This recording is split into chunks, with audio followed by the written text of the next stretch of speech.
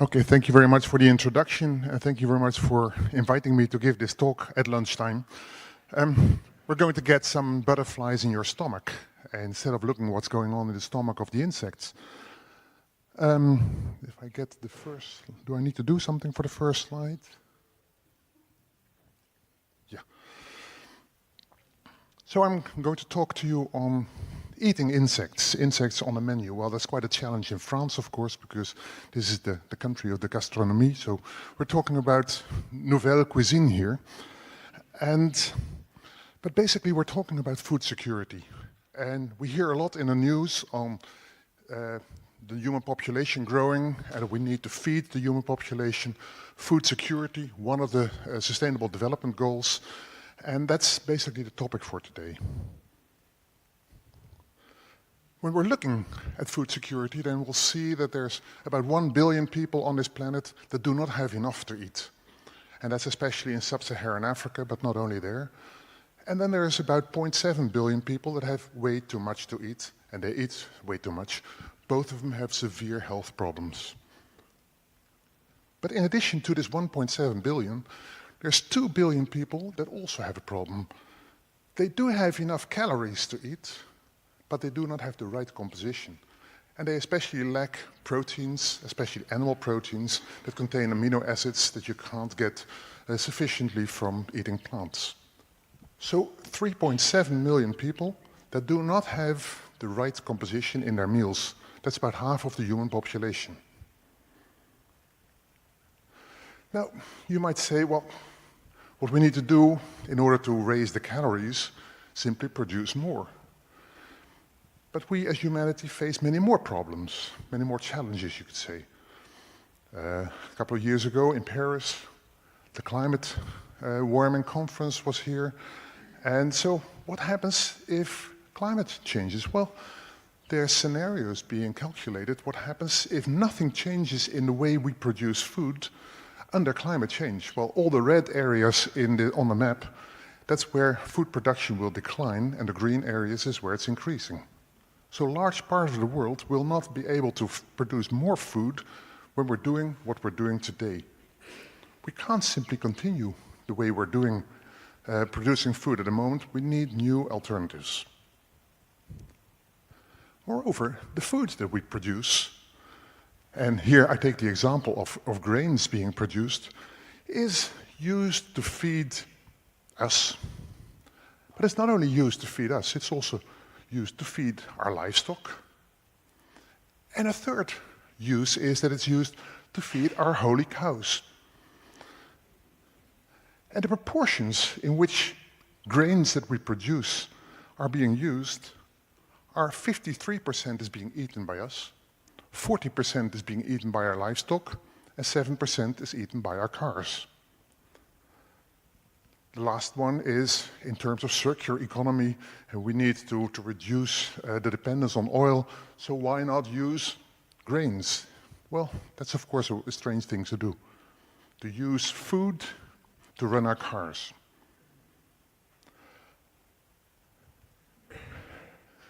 Basically, we as humanity at the moment have many challenges, and I picked 5 of them, the 5 most important ones. First one, food security, I mentioned. Second one, climate warming. The third one, generating a circular economy, but in a way that it doesn't interfere with the other challenges. Biodiversity, basically why we're here, I guess, because insects are tremendously in the decline. And insects provide a large degree of biodiversity. 80% of all animals walk on 6 legs.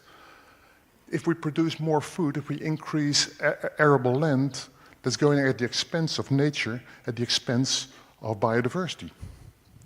And the last challenge is human health, and we heard a lot already this morning and also during the other days at the conference. 5 challenges that are not separate, but they are interlinked between each other.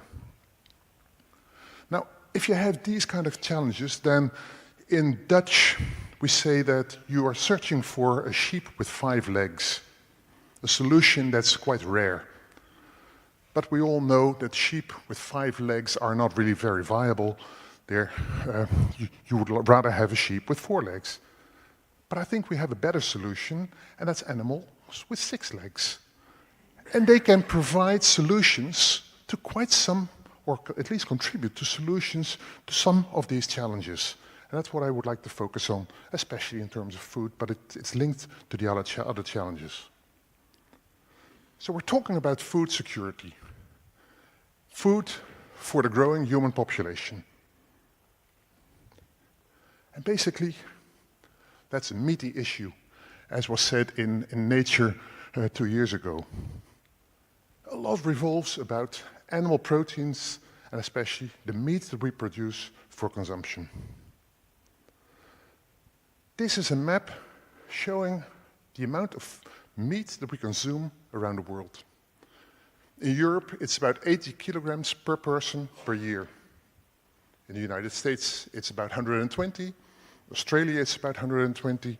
And then there's parts of the world where they're much lower. A country like China, about 35 years ago, they had about 25 kilos per person per year. At this moment, it's 50. And within 20 years, it's going to be at the same level that we have in Europe. A tremendous increase in meat consumption by a large proportion of the world population.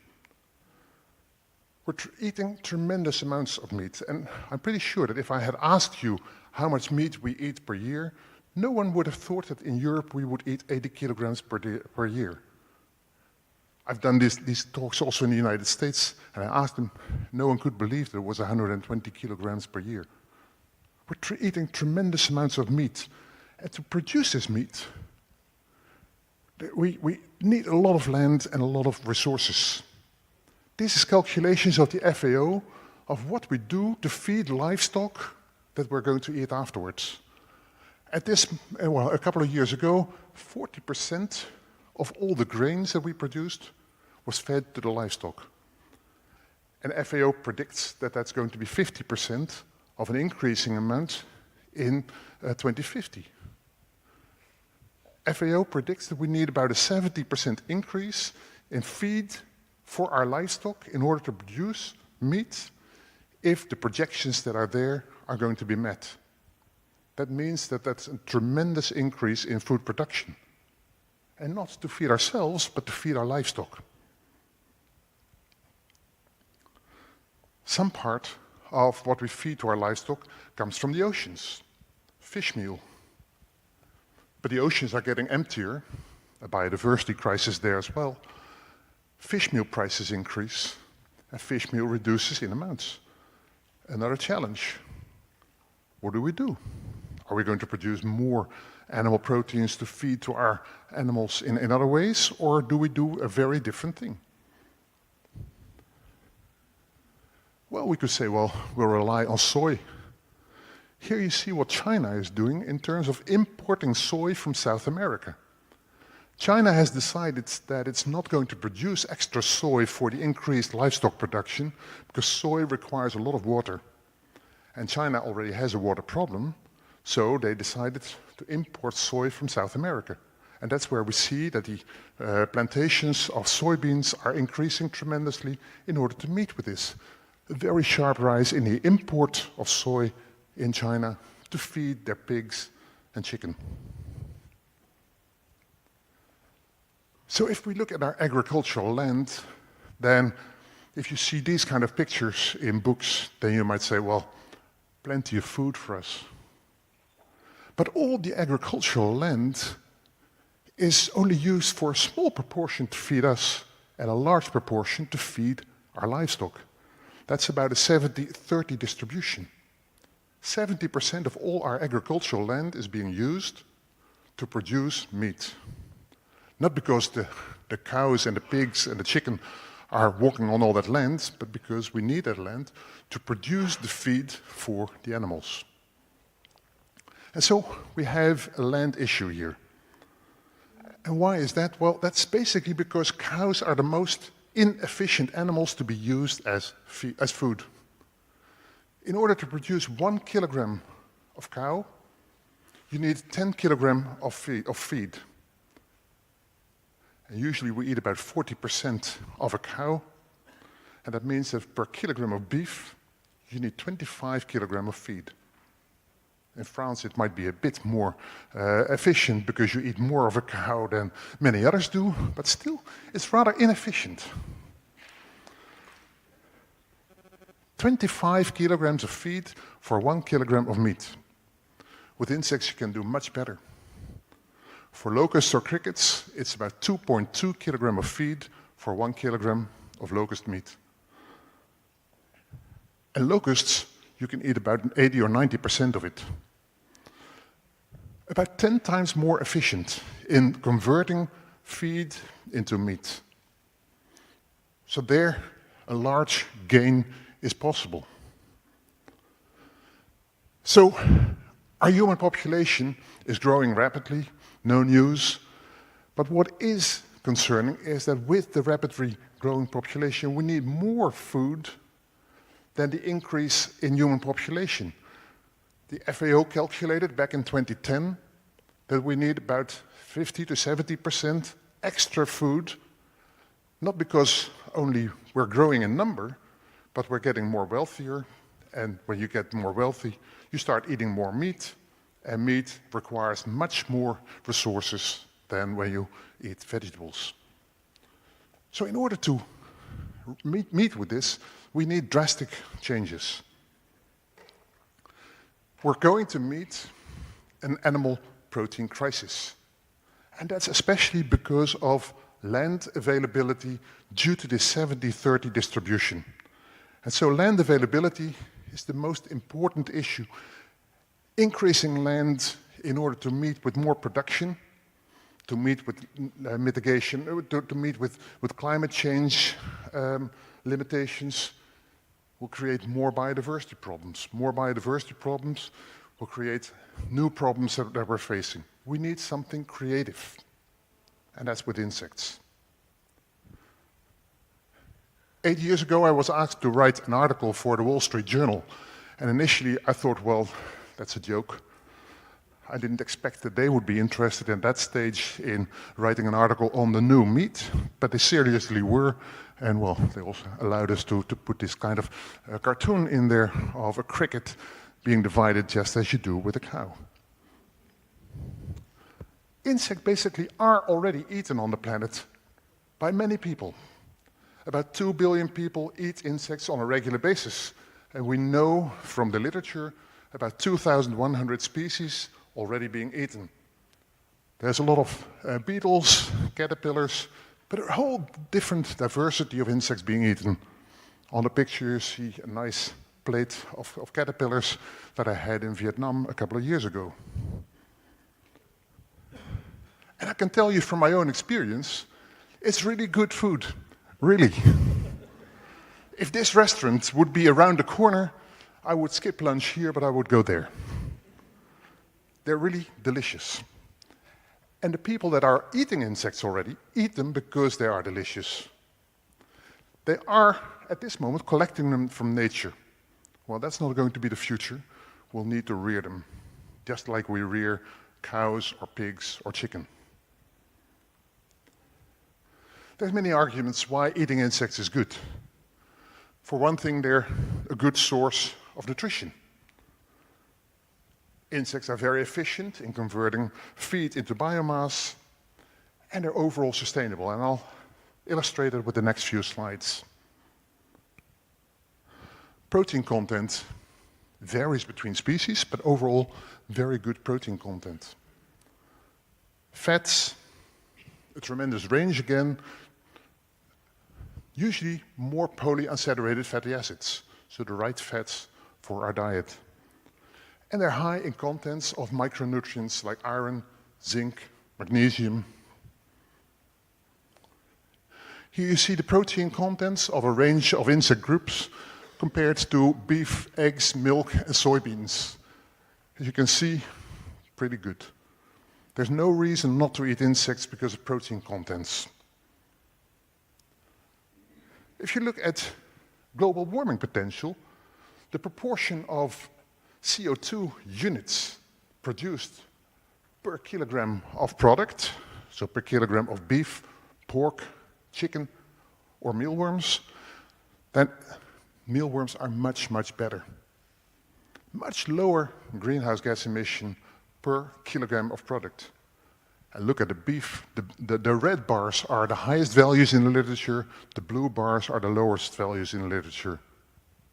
We should stop eating beef when we're considered about climate change. And insects are a much better alternative here. Land use per kilogram product, again, mealworms are much better than most of the other products. Chicken, pork are the better ones of the meat, but insects like mealworms are still much better. And that's especially because of their conversion rate.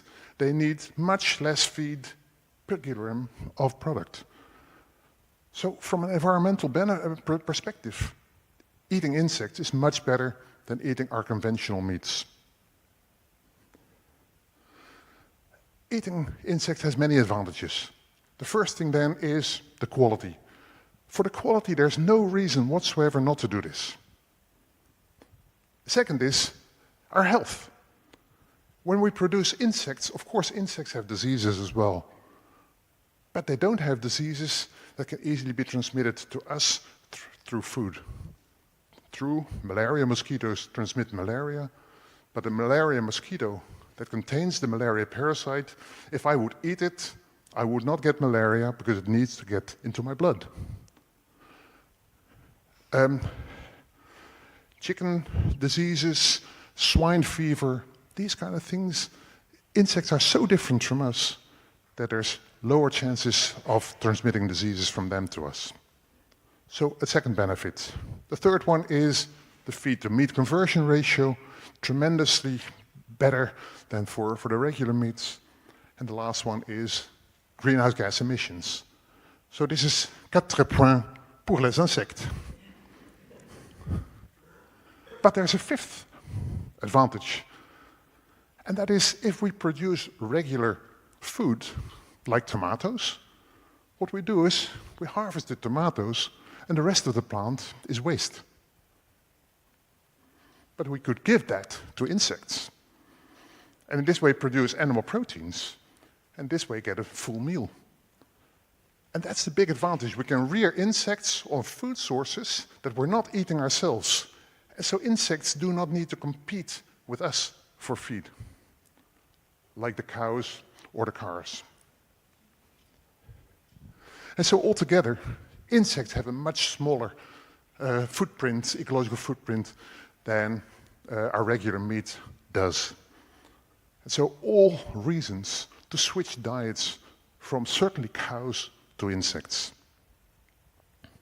Now, insects can also be healthy. There's many health benefits.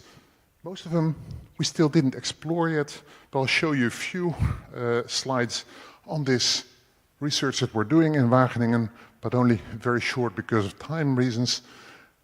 They're high in iron and zinc.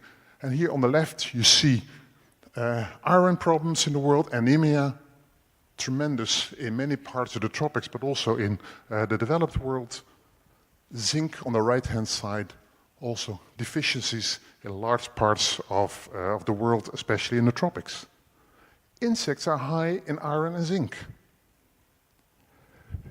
Here you see on the top the iron content, and in the bottom the zinc contents.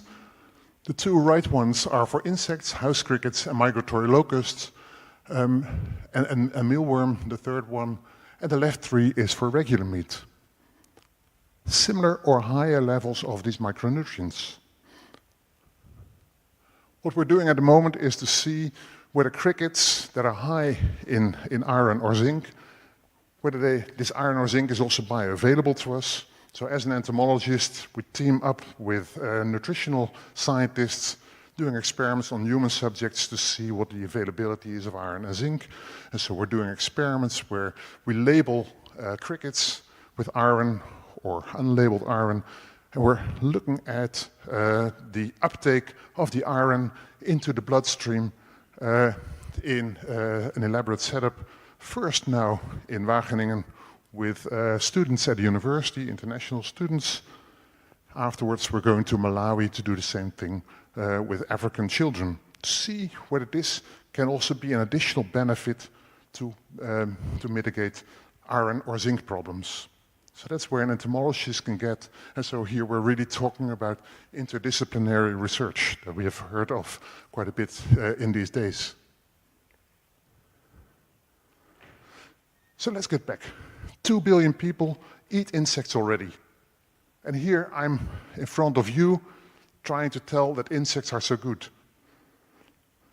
We need some extra arguments here because we are living in a world where, well, insects are quite often seen as our enemies, as something that's not so nice, something that we need to combat.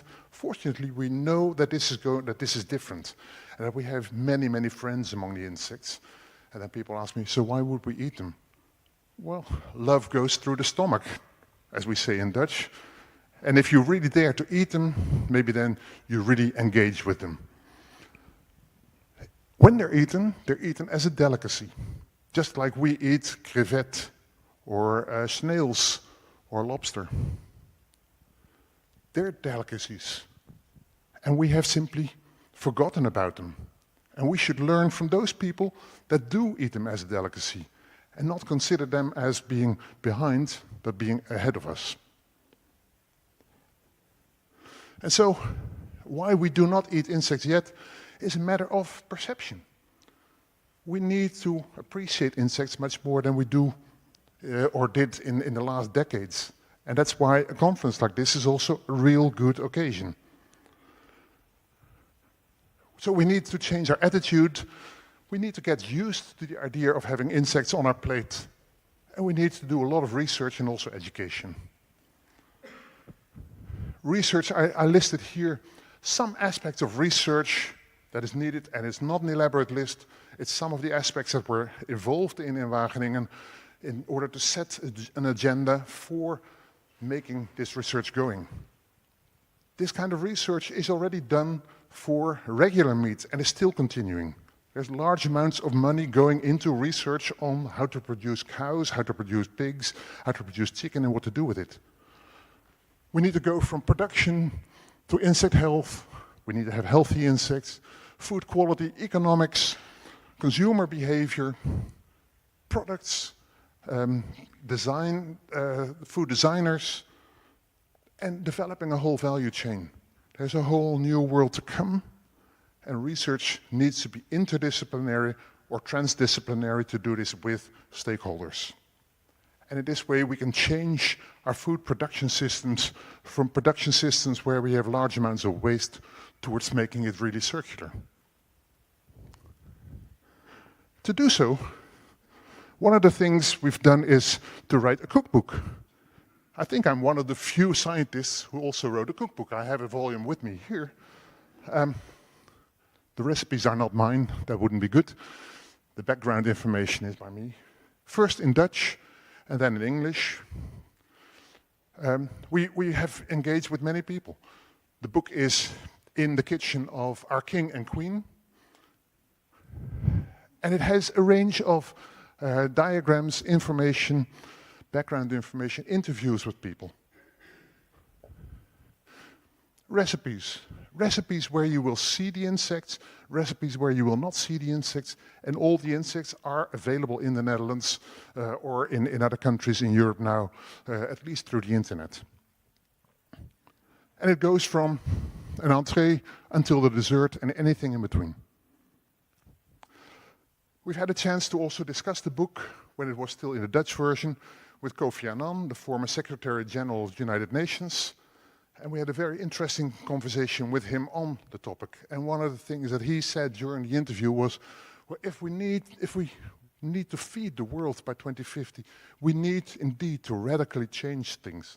If we need to do that under climate change, we need to change things dramatically.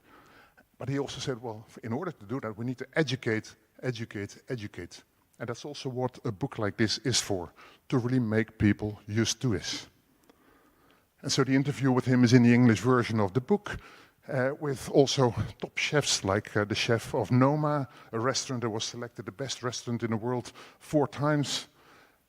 They also use insects in some of their dishes.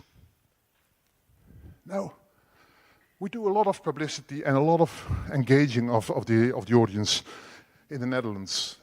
And sometimes, without us doing that, there's polls on seeing whether these university professors meet with the real world.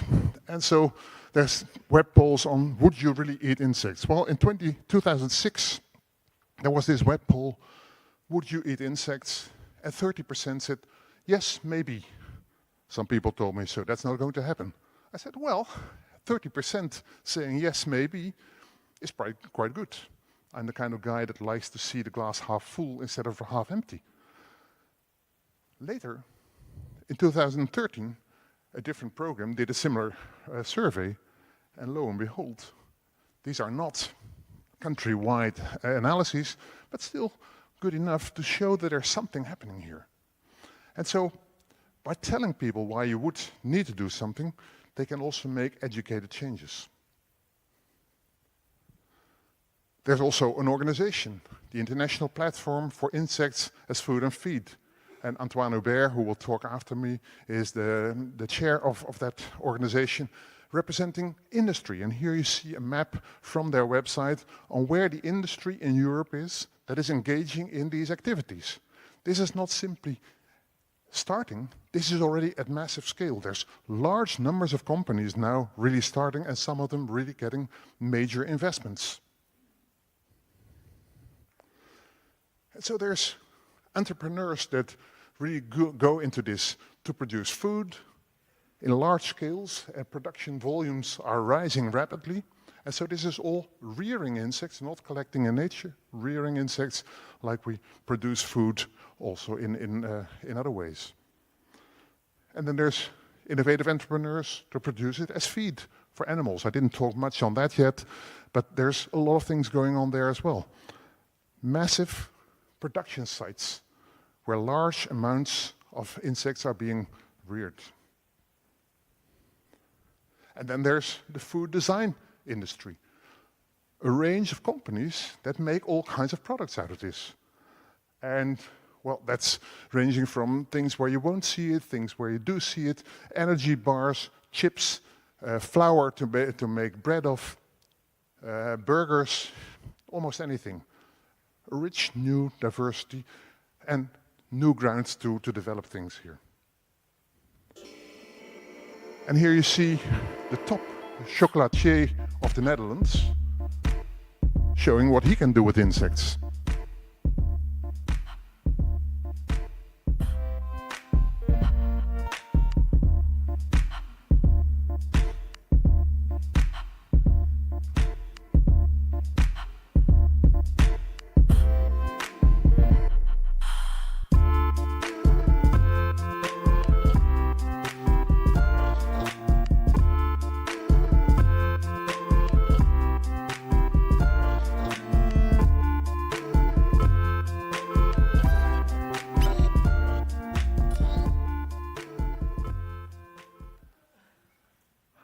I was told by Pascal that, well, she still has a hurdle in getting to eat insects. Well, I can tell her that in the chocolate, even when it wasn't on purpose, there's insects already.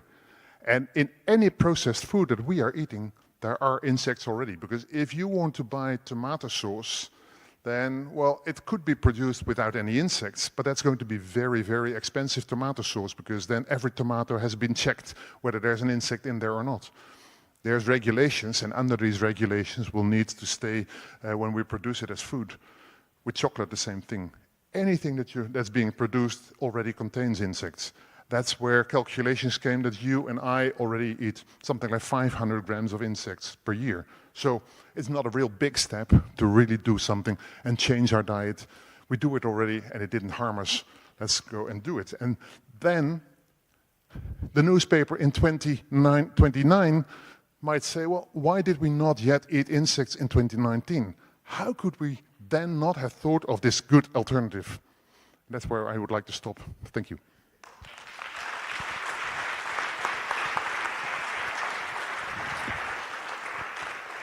Thanks very much for this very interesting perspective. We have a question here on the left. Hi, great talk about the insects. I do have a question. What will insects have a much more benefit than eating like traditional vegetarian or vegan stuff like the Impossible Burger or Beyond Meat that is so very, very nutritionally dense? Will insects are comparable in cost or more palatable for Western diets? So yeah, I didn't get the first part of your. I didn't get the first part mostly of your question. like how does like an insect food compare to like traditional vegetarian or vegan food already on the market like Impossible or Beyond Meat burger? Well, of course, if you don't eat any animal products, so if you're vegan or vegetarian, then you can do that. Although not when you're growing up as a child or when you're as an older person ill, then you need some animal proteins, but you can do a lot without any insects or any animal protein. But if you're going into using insects, then you're not going to eat this like steak, but you're going to eat this more mixed with all kind of foods. And so you're having an enriched food, vegetables with animal proteins, but certainly it would be good not to use the same amounts as we now already do with regular meat, because these 80 kilos that we eat per person in Europe basically is way too much. So it would also be good if we reduce on that. But if you would like to keep it on that level, insects would be a much better alternative than the regular meats. So we have one question here, and Rhea after, and others after. Hi. Marcel, very nice. I'm completely pro eating insects. I think it will be the future.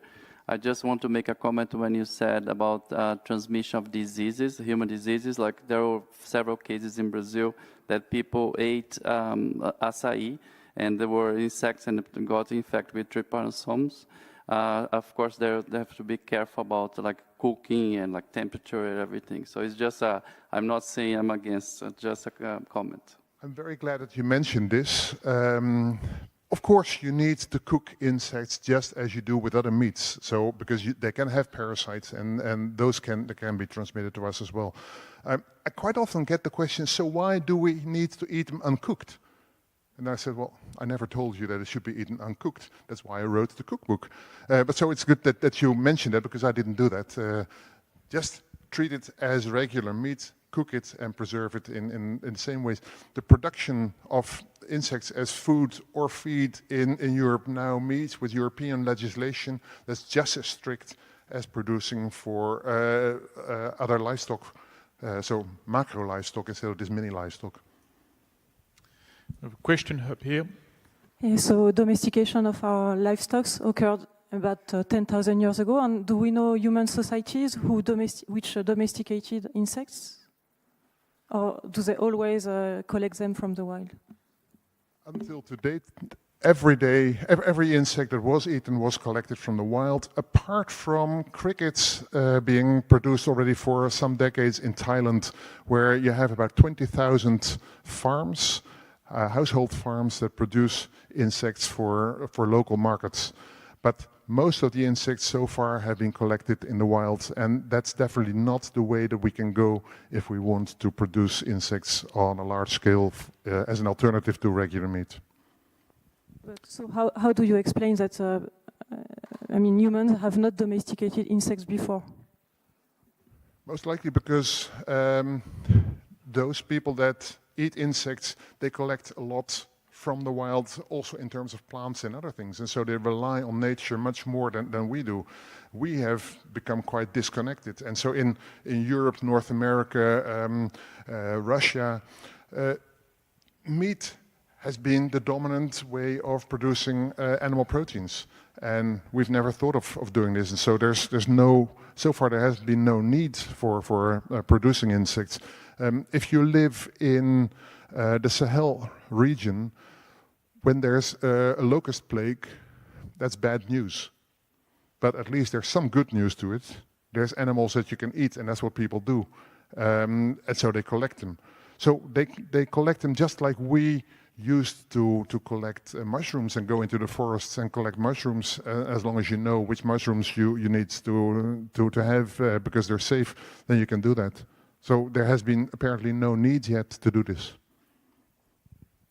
We have another question here on the right. Thank you. Thank you, Marcel, for this very nice appetizing presentation. You talked about the 5 sheep Dutch question.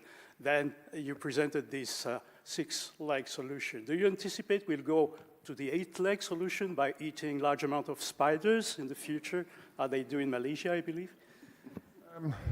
Spiders are being eaten in some parts of the world, again, collected. Cambodia has nice big spiders that are being eaten. As soon as you start thinking about rearing spiders, then I don't think there's any company that's going to do it, because spiders are carnivorous, and they're also eating each other. So you end up with a lot of spiders, and in the end you have only a few left. So they're not the most ideal ones to rear, and they also do not. You cannot rear them on waste streams that are not suitable as food, or are just a leftover product of other food products. Is there any more questions? Yes, one here. Thank you, Marcel. Have you ever considered whether the reception of this idea of consuming insects will be taken up differently across various socioeconomic classes? Yes, it will definitely be that different socioeconomic classes will think differently of eating insects. That's also why when you promote eating insects, you need a diversity of strategies. And you will have people that would, they would say, well, I'm convinced about your arguments, but I don't want to see what I eat. As long as I can contribute to mitigating climate change by changing from one animal protein source to another, as long as I don't see it, you can have it in the flour that the bread is made of, or you can have it as a kind of substrate in the sauce on my pizza. That's one class. The others will say, well, but I want to see what I eat. So I regularly eat lobster. Now I'm going to eat locusts. I don't want to have them ground up somewhere in a paste. I want to see what I eat. And so you have also different approaches to what people eat, and to approach people in a different way in order to tell them, well, this is something that you could do. That's why some of the companies that produce products start with products that are locally accepted. Like in the United States, they started with protein bars, and they added cricket flour to that. You don't see it. Well, I've promoted my book in the United States, and I was with a table with books and with bars that I chopped up in pieces. And, well, people would walk by and take part of this protein bar. And then all of a sudden they saw the book, and then they said, what? And then they almost wanted to get the protein bar out of their mouth, because they still needed to really get used to things. Well, and that wasn't even with something that they were so used to. You need to adjust to what people are using, because it's so uncommon, at least in the Western world. Thanks a lot. I think we need to move on now, and thank you very much.